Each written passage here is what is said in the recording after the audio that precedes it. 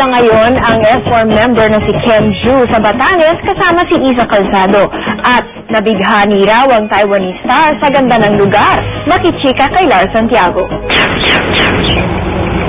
4 na beses nang nakarating sa Pilipinas si Ken Ju, pero itinuturing niyang pinakabukod-tangi ang pagpunta niya rito ngayon para gawin ang pelikula nila ni Iza Calzado na Batanes.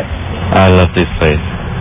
This is a paradise actually. I didn't expect this movie to turn out like so cool. This is just like I've never seen a place as beautiful as this. Maging ang mga tao sa Batanes ay gusto ni Ken dahil napakababait at hindi raw sila ginugulo.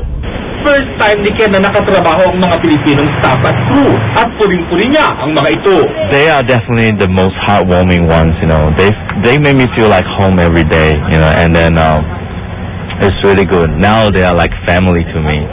Gustong-gusto rin katrabaho ni Ken ang leading lady niyang si Iza. Sa likod ng kamera, nabuo ang magandang friendship nila. She's a cool person, you know. She's you get along with her very easily. You just 1, 2, 3 started talking, and suddenly she's like a good friend. So it's been my pleasure working with her. We had a lot of fun every day.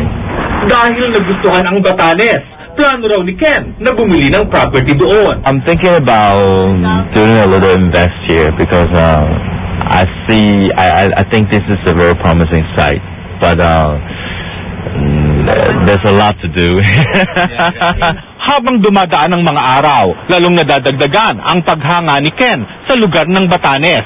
Dito pa lamang daw, sulit na ang pagtanggap niya ng pelikulang kasama si Iza. Mula sa probinsya ng Batanes, Lars Santiago, updated sa Showbiz Happening.